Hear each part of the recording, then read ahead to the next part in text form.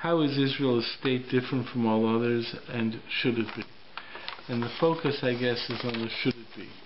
I'm not going to sociologically deal with the actual state of Israel. Obviously, I'm talking about the theoretical Torah Jewish state, and is it to be different than another state? And basically, what the question is, the source of that question is really a question of what makes a Jew unique. What is the essence of the uniqueness of the Jew? And what I want to do is I want to look at it from a nationalistic perspective. Okay, the fact is that this is something that I happen to be very much involved in my own thinking these days and so forth. The uniqueness of Jewishness. I use the term Jewishness as a thing from Judaism, because Jewishness is broader than the religion of Judaism.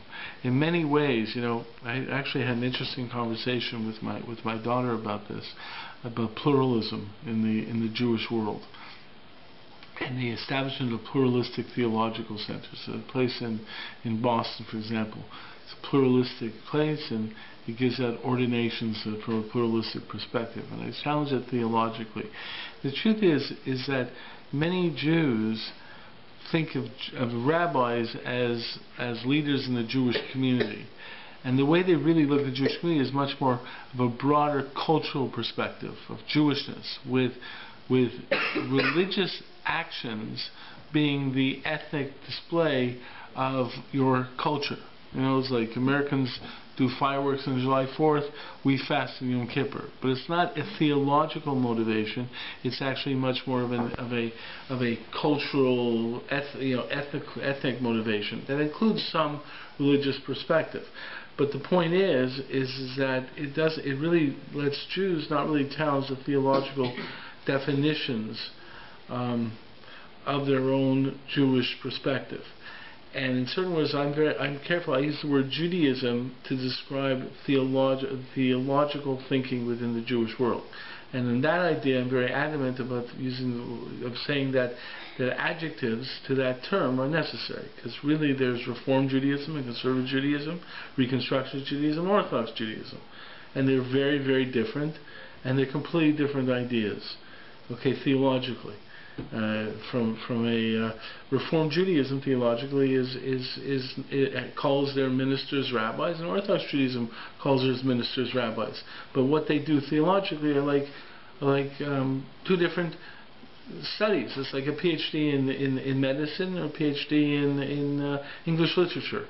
Guy comes out and says, "I'm a doctor."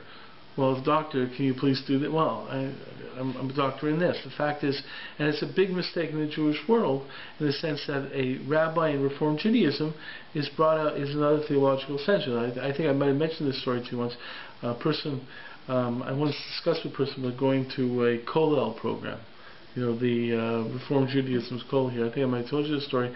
And the person went there, and the person who was giving the lecture said the two most significant Jewish philosophers of the 20th century were Franz Rosenzweig and Martin Buber. The two most significant Jewish philosophers of the 20th century. Okay? So I said to this guy, I said, and if he went over to the Kollel of Rechem on Coldstream, and they went over to him and said, you know about Franz Rosenzweig and Martin Buber? Most of the answer would be, Martin Buber, is that Moshe Buber the Sheikhet? You know, I mean, what Franz Rosenzweig? I mean, how many people in Yeshiva ever know who Franz Rosenzweig even is? The fact of the matter is in the same idea, is that without getting into it, they don't know anything. No, that's not it. That's their religion. And in that religious, and their rabbis are people who are scholars in that theology. In that theology, Buber and Rosenzweig are very significant. Okay, in Orthodox Judaism theology, they're not.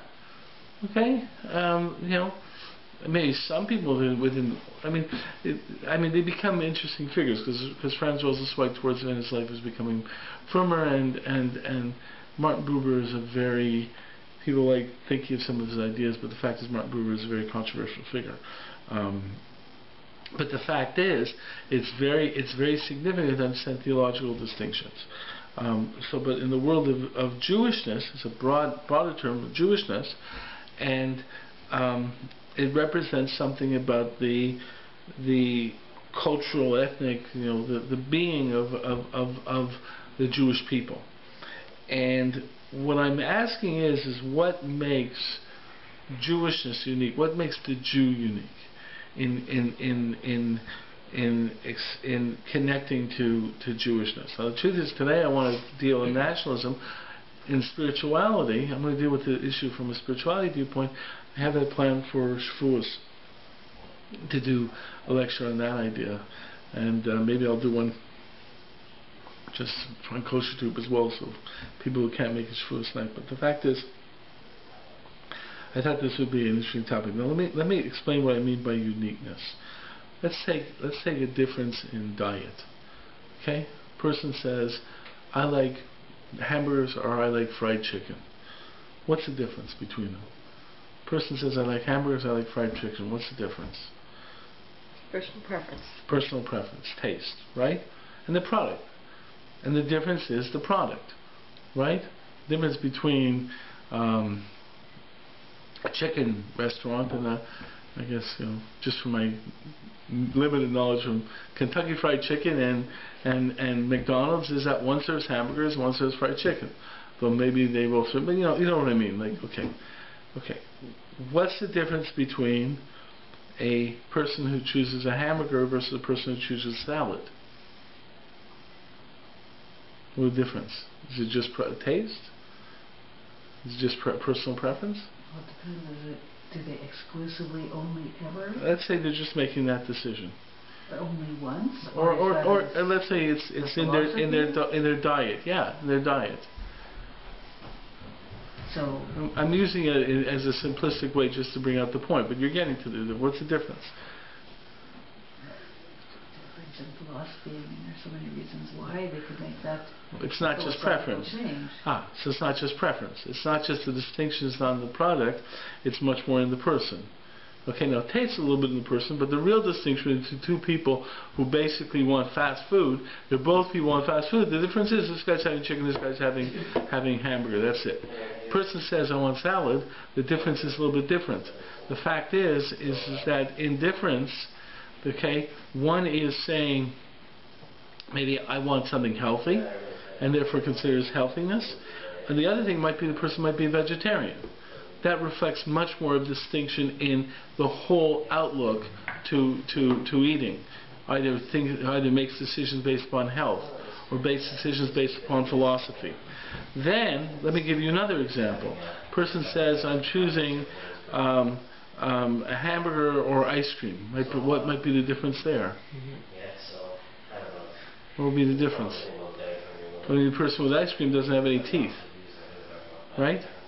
So the fact is when you get into that uniqueness idea, what is the essence of the uniqueness? So the point is that Jews act differently than other groupings. And you look at it and say, this is Jewishness. What makes Jewishness different?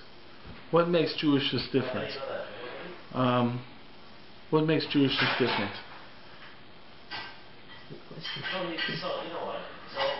Okay. Okay. Yeah. I would say, compared with other groups and religions, I mean, obviously every group has their history, but Jews, as compared to other groups, tend much more to give significance to the history, and it is, of course, a history going back thousands of years. And we have a religious tradition that, in some places, focuses not just on. Okay, so let me ask you. Let me ask you. Learn from history. Okay, but let me ask you. How big a difference is it? Is like someone choosing fried chicken over hamburger, or is it someone choosing vegetarianism over meat? What's the difference? See, what I'm getting at is the difference a matter of only in the product, the object, or is there something much more fundamental in the whole thought process? Follow? Yeah. In other words, let me take this another step. In a flyer or pamphlet that was put out by Liberal Judaism in the 80s, and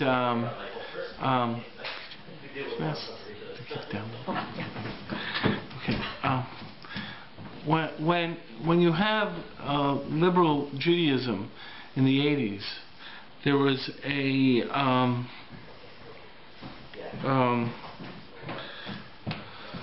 sorry about that. They put out a pamphlet, and the pamphlet asked, "What's the difference between Unitarian Christianity and liberal Judaism?" Okay, what's the difference between the two? Okay, Unitarian Judaism being the most liberal form of Judaism, of Christianity. So what's the difference? So the pamphlet said, nothing. Nothing.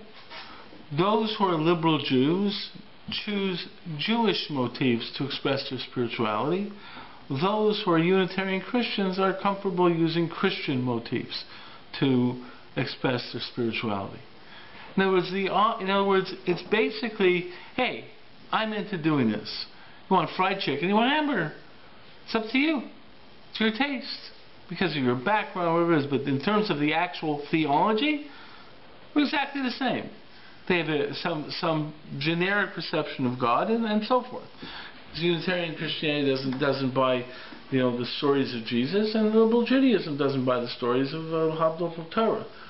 Okay, so the point is that it comes down to, and in many ways, as strong as you get further and further involved in this, even if you become more and more dati and more involved in that, the focus is that the difference is only really in the object, right? The object is what's different. We're different because I wear a kippah, I put on tefillin, right? And it's in the ritual performance that makes our difference, right?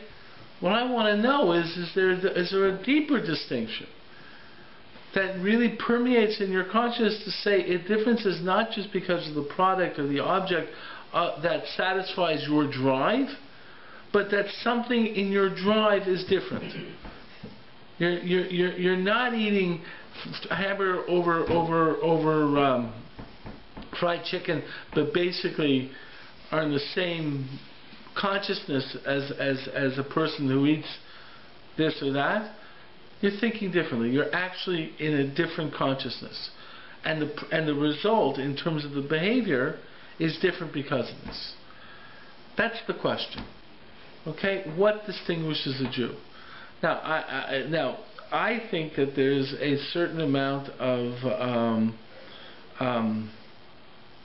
tendency in our world today to overstress the product as a distinction of a Jew.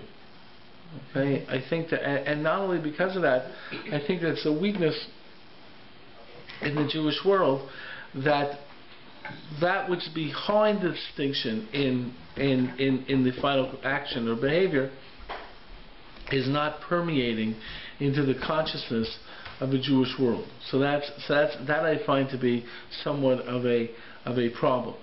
Okay, and I'm going to tell you this. Like for example, a person comes up to me and says, "What's in between Judaism and Christianity?" To me, if you answer Jesus, you're wrong. It's the reason that Christianity has Jesus that is the major distinction between Christianity and Judaism.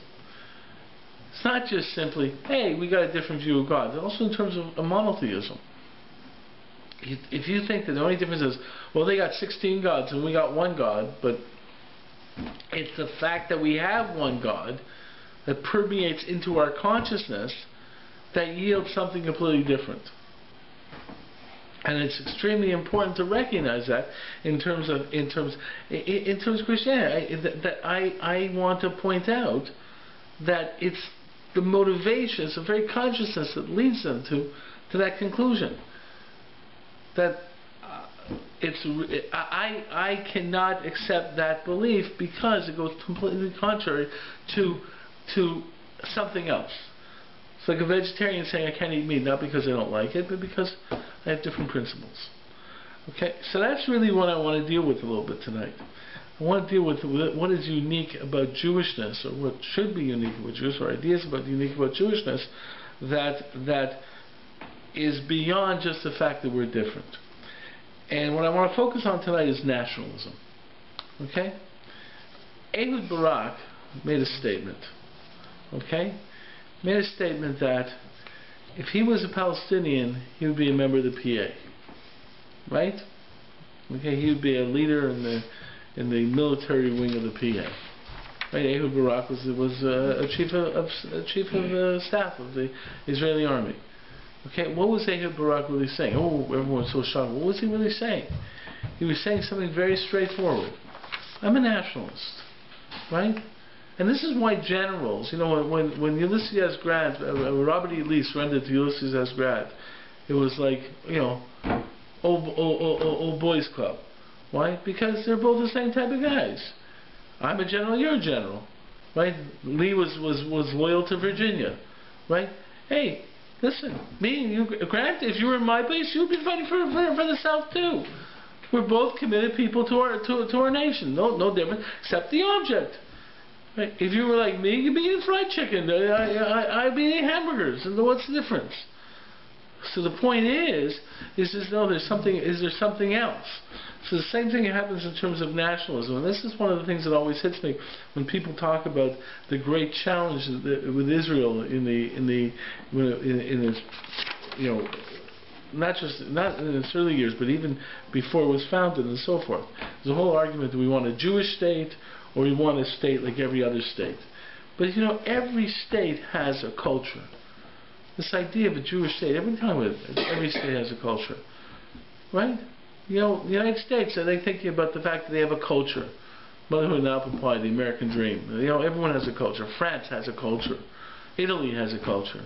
Holland has a culture. They all have cultures, right? If you're a strong nationalist, of course you're into your culture. You want to protect your culture. But why do you want to protect it? Because it's your culture. And if you're Italian, I'm French, I'm French. If I'm Italian, I'm Italian. Is there any difference? No. It's the same thing. I like Italian food versus I like French food. But still, I just want to be nationalistic. And that's really the dilemma that faces, that really is involved in Israel. It's one thing to say you want a Jewish state. So the truth is there was some type of an issue, what's a Jewish state, in terms of certain behavior. But I don't think there's that much argument about, hey, it's a Jewish state, we should have Shabbos off. Doesn't mean the buses shouldn't run. It doesn't be weird, but our day off should be Shabbos. Why? Because we're Jewish. Fine, like any other thing. And we have parties on Purim. Then the non-religious love Purim in Israel. It's the thing, and they'll get into this stuff. Right? They like all this stuff because those are the holidays of our culture. But the thing is that if like Ehud Barak, if I was born on the other side of the line, so that would be my holiday. I remember I once had a girl come up to me in Hebrew high school, come up to me and said, you know, what about intermarriage? Like she was saying, what's the difference? So we had the family get together at the Pesach Seder. They had the family get together on Easter for the Easter dinner. But come on, all it is family getting together, right? That's what it is. Okay, maybe we say a few more words. It's just something to do with culture. But the point is that really the only distinction? And what's happening is we're just saying, yeah, more Jewishness. We've got to do more and more inactivity. And almost our strength in terms of this nationalism is this idea of more and more in behavior. But the question is, what is unique in our consciousness? How is Jewishness different? Not just in terms of the object, but the fact that we actually, if there was a Torah state, okay, Torah state would not just be, we do Shabbos, and our holidays are this, and we'll have kashrus. You know, French have brie cheese, we have kosher cheese. You know what I mean? Is that the difference? Or would it be that we would have a unique consciousness in the state that's totally different than any other state? And it would mean that your nationalism would be different. Okay? That's what I'm looking for. Okay, so any ideas? Well, I guess for one, in most cultures or in most In most cultures that are tied to a geographic region, it's the people and their culture that define, that the region is defined by the people that live there and the culture that they keep. And that if you were to take the people out, that culture would no longer exist. It would, the land is land, it's trees and grass. But in Israel, if you took the Jews out of Israel, the Jews have been out of Israel as the dominant people for a very long time.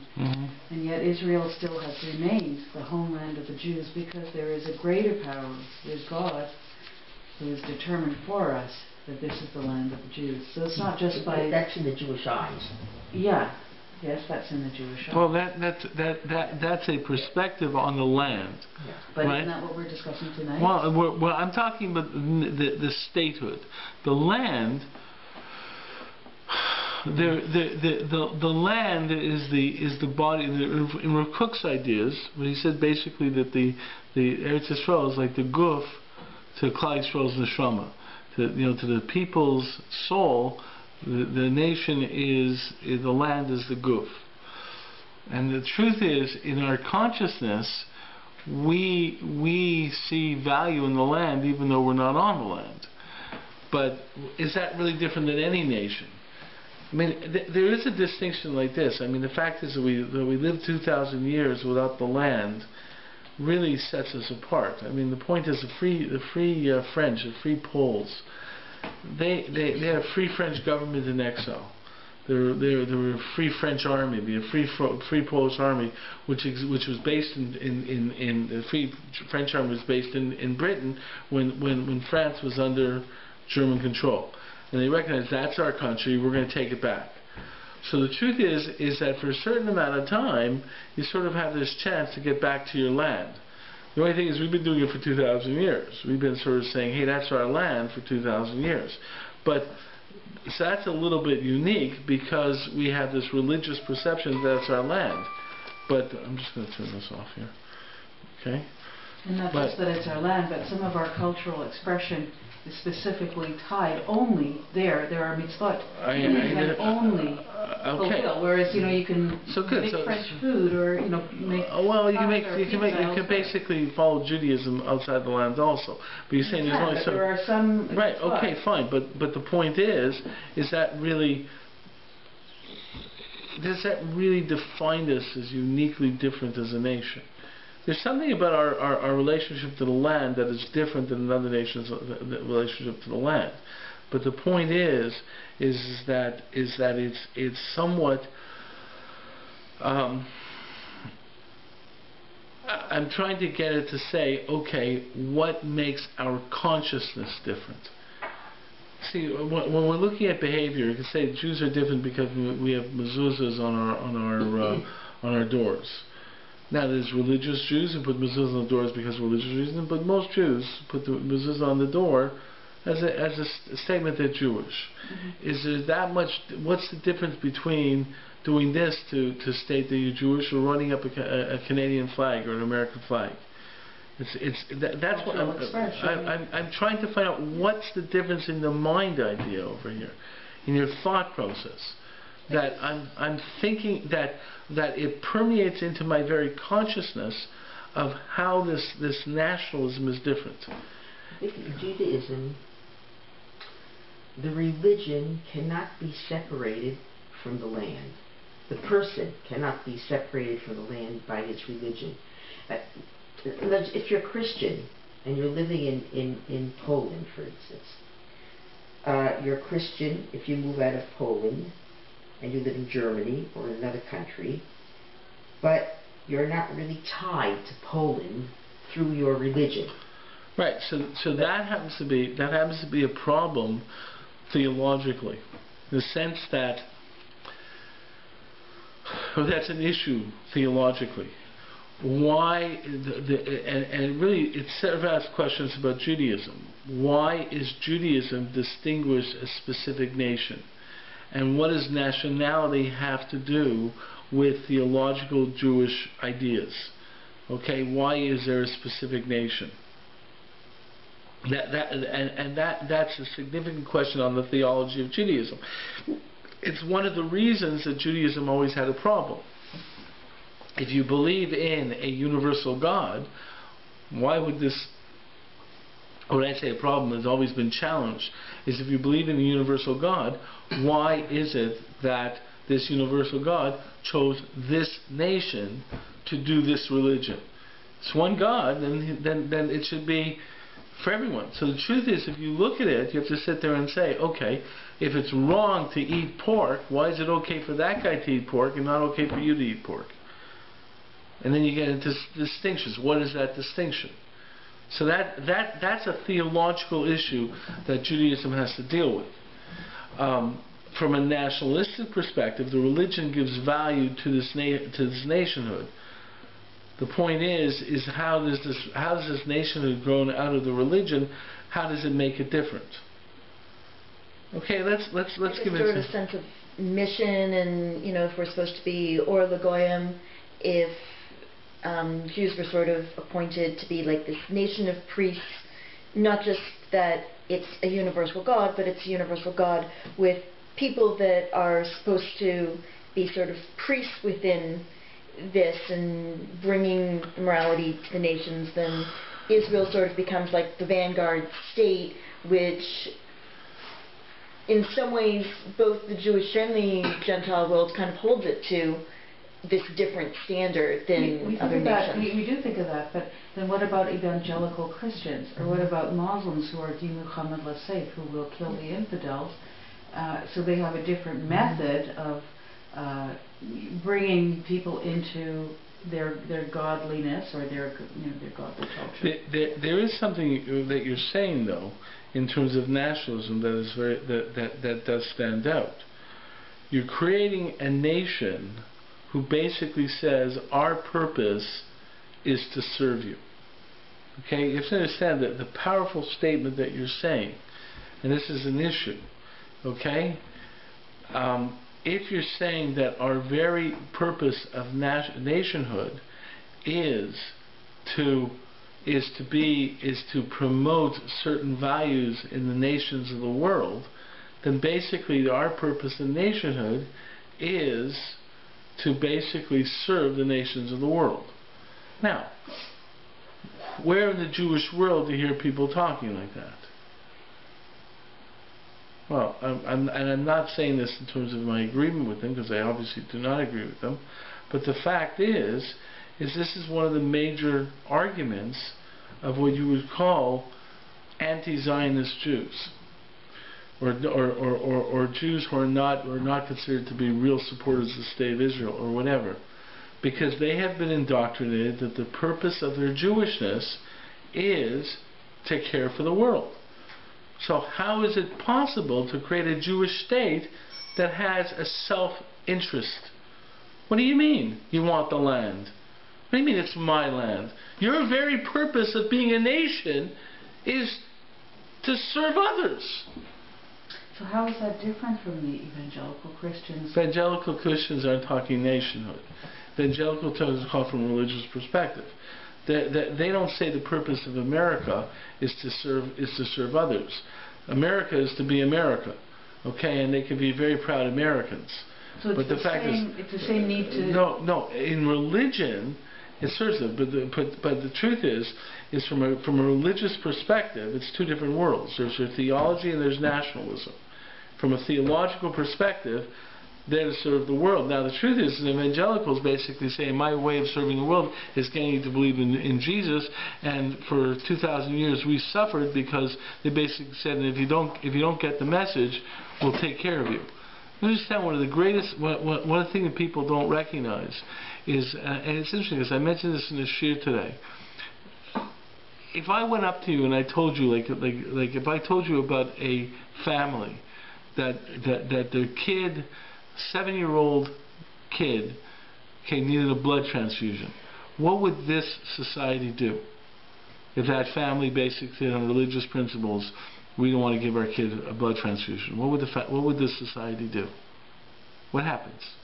Start a children's aid proceeding and get custody to right, Yep, as okay. ward of the state, and you take him in and say, we don't care about your religious faith, you are hurting your kid, and we're going to give them, okay, because you have no right to impose your values upon the kid. We consider that to be a correct value. Right? Okay. So let me tell you, what about in Christian Europe? Okay? Okay? Person really, the whole society believes that in order to avoid eternal damnation, you have to believe in Jesus. And there's this family over there that doesn't want to teach their kid about Jesus. And this 7-year-old kid is going to suffer through eternal damnation because the parents, okay, will not, because of their religious beliefs, will not give the kid the transfusion this kid needs of knowing about Jesus. So what happens in that society? Hey? Will they take the kid away? Yeah. I don't know. Right? Because I really care about the kid. Because I'm a real caring person. Okay? So the fact is that's religion, though. There's a difference into, see, when you get into this, Judaism, the religion creates a nation. Now the nation, why does Judaism distinguish this nation? Well, if you're saying this nation is distinguished because it has to serve the world, the rest of the nations, then you're creating a nation that is to serve all the other nations. That inherently is a very unique definition of nation. I have to agree with you. Because every other nation is self-centered. Right? As who was it? De Gaulle said, nations don't have friends. Nations have interests. Right? In other words, nations basically are self-serving. That's the point of a nation. That's why in the secular world, people form nations. The reason you form groupings of nations is that individuals get together to create groups that will be focused on their own interest. That's the very concept of nationhood. And then, after you take care of your own interests, then you help others. But obviously, take care of. In Canada, we take care of our own interests. We have OHIP, right? If someone's poor and down and out in Toronto, does that person get a hospital bed? Yeah, like anyone else, right? We're very adamant about that, right? Right? Money doesn't make a difference whether you get a hospital bed or not. May not be as nice a hospital bed, but ward, private, semi-private, whatever it is. But the fact is, you get a hospital bed. Okay? You have a kid over in Dominican Republic, same age as a kid in Ontario, and needs the exact same operation, and says, "Listen, I like a hospital bed. I'm sorry, you're not Canadian. You're not from Ontario. You don't get one. I'm sorry. Too bad. Bye bye." We make distinctions. Why? Because nations take care of themselves. So is that the same way with the Jewish nation? We have a grouping, we take care of ourselves, and we have selfish interests. And if we have selfish interests, it's our land, too bad. That's the simple answer. But don't we also have a distinction between, behavior between a Jew and a Jew versus behavior between a Jew and a non-Jew? For example, say interest. Taking interest. Mm-hmm. You are not allowed to charge interest to a Jew. Absolutely. You could charge interest to a non-Jew. And I happen to believe that's an aspect of nation. I call that distinction what I call to be a communal morality. That there's morality that's distinction between your nation and outside the nations. There's certain things you can't do to anyone in the world. Within ethics. I'm talking within our general world ethics. We treat Canadians different than anyone else in the world, and there's a certain accepted level like that, right? And I believe that parallels in terms of Jewishness. And basically I'm saying yes. So then, pursuant to that, I'm using the fact that we're a nation like all other nations to say we are, like any other nation, have self-interests. And we have a right to be self-centered for our nationhood. One of my arguments in terms of therefore what makes us unique. Exactly. That's exactly it. That's it. In this idea, it's a dialectic over here. The very fact that Kodesh Baruch Hu says Jews create a nation, there's a concept of nationhood, and the concept of nationhood is found. There's the word and the fact is that this nationhood permeates all of the Torah. There's that nation, there's that nation, there's this nation, there's that nation, right? Moab, Midian, Amalek, right? Mitzrayim. most of them not very good to the Jews, right? You know what I mean? But the fact is that then we have a nation, and our nation has acted in the self-service of the nation. There's a Gemara in Brachos that says that people come to David and say, David, we have to improve the economy of our people. We're having monetary problems in our society. Okay, and he says, and the example they give the example that the same way you can't fill up a hole from the earth that you dug from it, right? In other words, if you dig a hole and then you take the same earth that you dug the hole with and try filling up the hole, it doesn't fill up the hole. So the Gemara says basically we can't fill up the hole with the dirt that we're digging. In other words, we have to get some international trade happening or some international action happening. What does that mean? It means, David, you have to go to war. And it's really, the Gemara is talking about what you would call in our world today an imperialistic war. David, you have to go conquer some nations in order to improve the economy of the Jewish people. So and the Gemara says he gets together the Sanhedrin, the Urim B'Tumim, and he goes to war. That's a Mechamas Rishus. Okay, it's a Gemara in Brachos. And David the king makes a decision to go to war.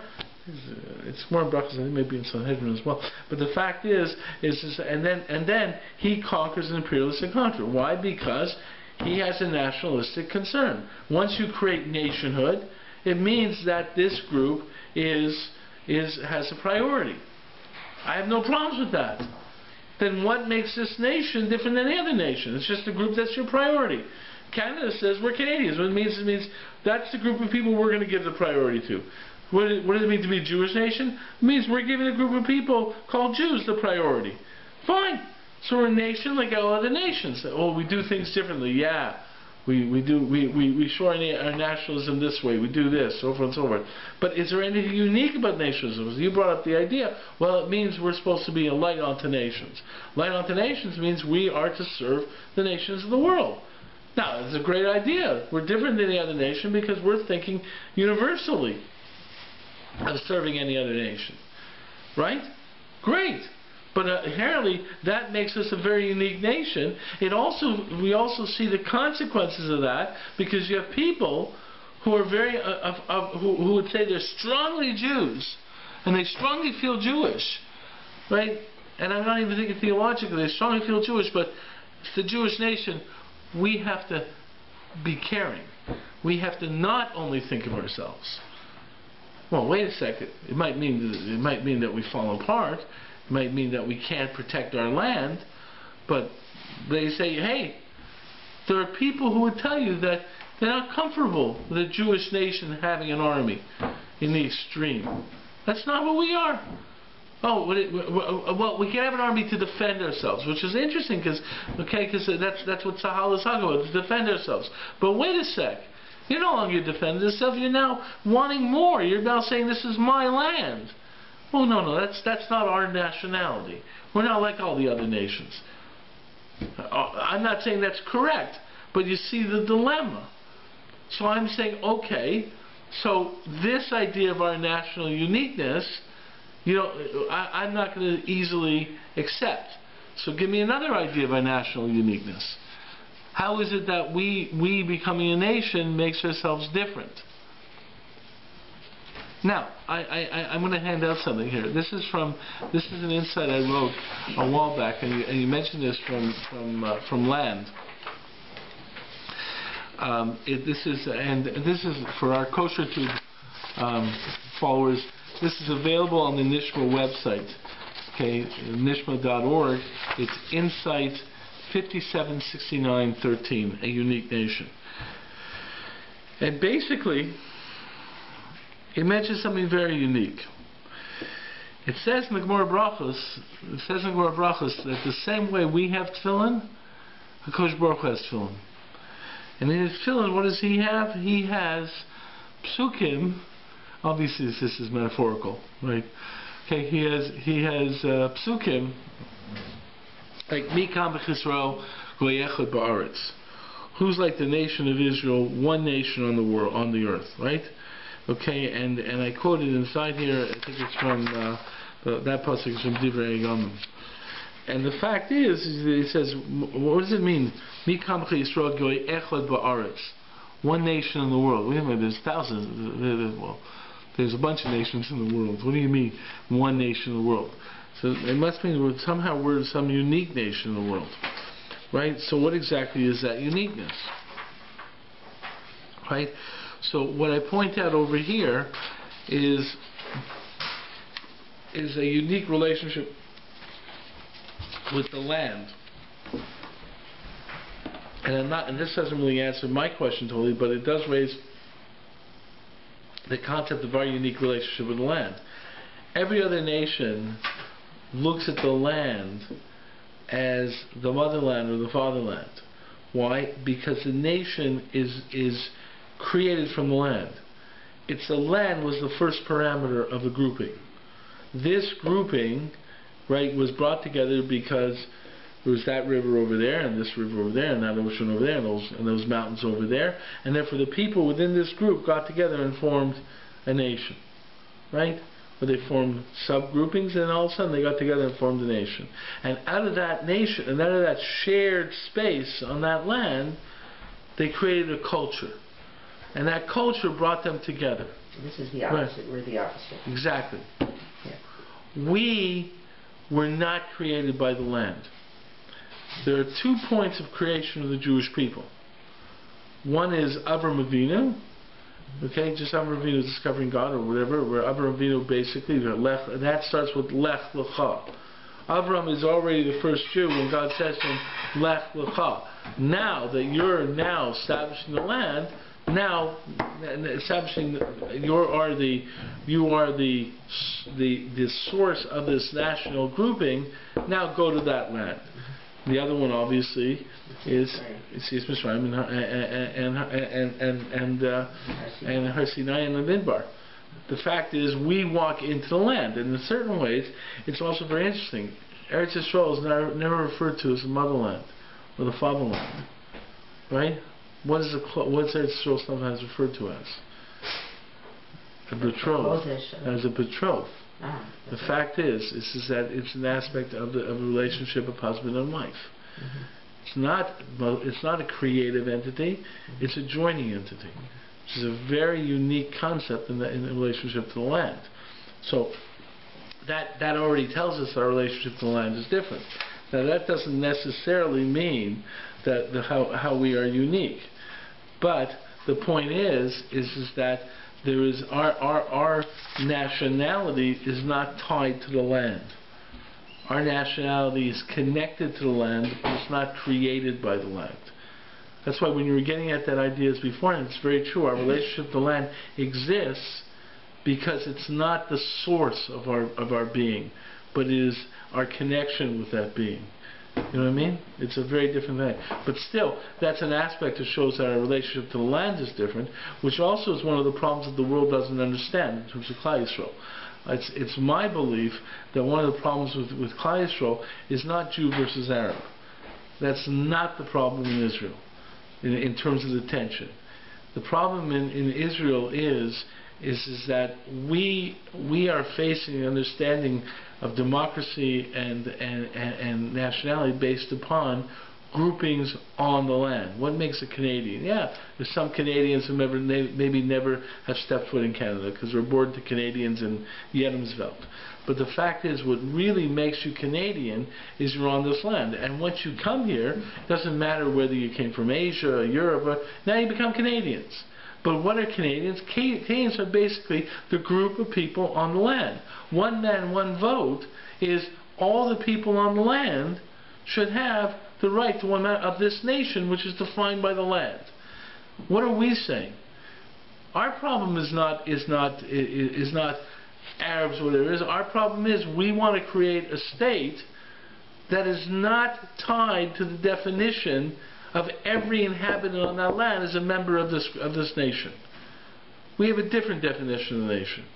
The nation is defined by this concept of Klal Yisrael and tied to this national entity that existed outside of the land, that has its own rules that says that you're a member of this national entity, and now this national entity wants to go back to the land. And the tension that the world is saying is, well, that's very nice, but there were inhabitants on the land beforehand. Doesn't matter, you call them Arabs, there were inhabitants on the land beforehand. And we believe one man, one vote should happen to inhabitants of the land and nationhood. That's why the real challenge, okay, a real challenge, this is where you see this from some liberal Israelis when they talk about having Israel should be a true democratic state. One man, one vote of every inhabitant of the land. Then will no longer be a Jewish state. You're right. What you're saying is that we have a new national entity, the people on the land, and they would form the national entity for this land. It's not Arab Jew, it's something different. What we're saying is no. When we want the Jewish state, what we're saying is we want the Jewish nation, an entity that's not defined by the land, to come in and go back to its national homeland, and that the inhabitants on land who are there right now, they can't just become part of this national entity because they're inhabitants on the land. That's very, very different than anything that we see in our world today. Okay? That's a beautiful concept, but what about the Muslims, let's say, as an entity, as a nation? Muslims aren't nations. Arabs. There's an Arab nation that's divided into these different political nations, but Islam is a religion that does give some national political power to certain ideas. But when a country adopts the Islamic religion, then the religion says that giving up the country is a weakness in your religion. So Indonesians are also Muslims. But in that religion, the religion tells the person that once you've already established Indonesia as a Muslim country, then that's their country. Exactly. Yeah, but that's not political. That's not political. It's a religion saying, making that statement. It's very different from what the Jewish people are saying. The Jewish people are basically saying that we are a national entity, and our religion defined the national entity. Islam never defined the Indonesian people. It says if the Indonesian people are a political entity and they're abiding by Islamic law, okay, for them to just give in and allow non-Muslims to take over that land, that's an affront to the religion. It's a very different concept. Now the point is, though, it doesn't get so. The point is that what I'm really pointing at is that Torah really creates a nationalism that's very, very unique in a certain way. Why? Because it's creating a nationalism that creates an antithesis of every other. But at the same point in time, it's also stating being a nation. That's right. And what you're really looking at here is a dialectic. It's a very fascinating idea. The Torah creates a nation. By creating a nation, it's saying, I'm creating a group that has it's the red still on, right? Yeah. That says that your prime concern has to be the self-centeredness of this grouping. That's the first priority. Therefore, there are different laws between people in the group and people outside the group, right? For example, and by the way, interest, it's not so simple you can charge non-Jews interest. It's just that if there's real need, if you really look at it, really there's an idea of not really charging anyone interest, especially a personal interest. However, if there's a need, if you want a livelihood, then it's not also to do so. With Jews, you can't charge interest, right? There's certain commissions, and also in terms of dealing with people on the land, if a person's a ben Noach, a righteous Gentile, you also have obligations to treat them with a certain chesed. The Ramban brings out as a specific mitzvah of Taryag, according to the Ramban, Nachmanides, that you have to treat non-Jews who are observants of the Noachide code in the same way you have to treat a Jew, almost in the exact same way you have to treat a Jew. But basically, that type of statement is similar to saying OLIP is available to Canadians, which is not really stating, it's not really a moral statement, that, it's really just a nationalistic statement. So the fact is the Torah is saying that you have nationalistic obligations to your grouping. That's what a nation is about. But at the same point in time, it says, but the whole very purpose of this nation is to serve the other nations. Which then leads, and this is something a lot of people have problems with, and it's really one of the tensions in our world today. to really understand what's happening in the world today, is that a lot of people basically took on the whole idea of, like, in a certain simplicity. They use the term tikkun olam, which is really a incorrect application of that term from its classical use in the classical literature. But the fact of the matter is, what they're really saying is we are there to we are social justice and all the things which in a certain universalistic sense challenges the very concept of nationhood, and yet that is a tension we have to live with. But the point is what kind of nation is this? Where the Torah says creates us to be a nation, but at the same point in time seems to say the very point of this nation is to serve the world, right? It seems to be a concept here. But already beginning to see how this nation of the Jews is already a little bit different in our consciousness, and really you have to live with a dialectic. What I was saying to you guys before about a dialectic, we have to have tension in this idea.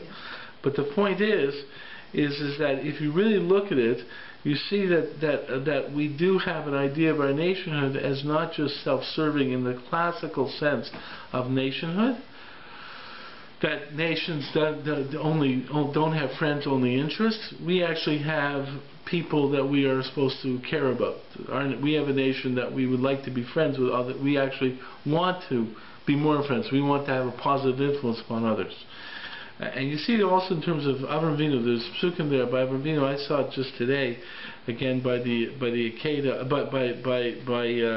by Stom, where Kosh Baruch Hu basically says Avram will teach his children to do tzedek and mishpat. The point is that there's a concept that through Avram, the world will be blessed. And he says, how can I not tell Avram about this? Because through him and his children, the world will be blessed. So we actually are a conduit to bring God's good into the world. We're a conduit to bring some universal good into the world. So it's not just the world is there to serve us, is that we are actually distinguished and given a special role to serve the world. But that seems somewhat at odds with the nationalism. But there's an example of it. Avram was told that through you will be blessed. And even by and that's also stated by the Akeda. It's said a few places. It's true, because you can even see it today, where all the medicines and everything's developed in Israel, bringing it to the world. Many things have beginnings in Eretz Israel. Right. So the fact is okay. So what happens is that really it changes the perception. And the truth is, there's a dialectic in Jewish nationalism that we want to serve the world. But the uniqueness about it, and this is a concept that's found in Rabbi Ben Zamoga's work on Christianity and Judaism. I forget the exact name of his title. It's an extended title. It basically compares Christianity and Judaism with a little description on Islam as well. He's from the 1800s, Sephardi from Italy, the 1800s, Makubal as well. And he wrote a book. He's actually was the way I found out about him is he was the teacher of a French person named Aimé Pellier, who was interested in converting to Judaism and was convinced by Rabbi Ben Zamoga that he didn't have to convert, he could just be a righteous Gentile. And Aimé Pellier is one of the, obviously from the 1800s, but he is one of the people that are mentioned. If you talk to Noachites, they'll talk about Pellier as a person who wrote a book on being a Noachite and stuff like that. But Ben Zamoga basically says the uniqueness Jewish perspective is a creation of a nation. And the idea of this, he doesn't put in this term of the dialectic of tension of nation, but he basically understands the value of nationhood. See, in Christianity, all there is universalism. Give unto God what is God, and to Caesar's what is Caesar's. That's a statement that basically says we don't care about nationalism. It's not our business. What it really is saying is we don't care about this world. Because the way this world is built up is you can't have a simplistic universal concept in building up the world.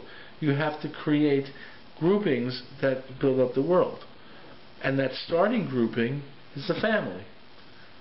Families, right, there's a distinction. okay, in the family unit, okay, you treat your family members different than you treat anyone else, right? Your kid comes up to you and says, I want make my life easier to have a cell phone. I understand that. Does that mean that every kid of that age can come up to you and say, hey, I want a cell phone? No. My kid, I have more of a feeling of an obligation to my kid.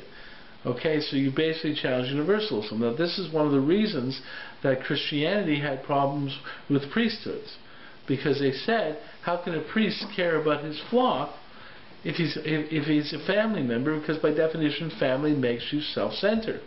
And what does Judaism say? Yes, you need to have rabbinic figures who are self-centered. Why? Because the family grouping is necessary to develop the world. And you have to start with your own self-interest, because if you aren't strong, you can't help others. And the way you develop is in terms of groupings. Even if you want to help others, even if you want to be a Baal Chesed, you can't be a Baal Chesed unless you first have some aspect of taking care of yourself. Now, is there a difference between a person taking care of himself with no concern for others or taking care of himself? Yeah. The difference between the glutton and the person who says, listen, I have to eat first, like, classical concept, in the airlines, right? They say when the air comes down, put the mask on yourself first, right? And then move on from there, because if you don't take those three questions applied on a national level. Right. So the fact is you have to understand that there's a value in creating a collective group, and that collective group is nationhood. And we were not just we were specifically told by God, you're going to be creating a nation. And in that regard, right, as a nation, you have to build a collective group.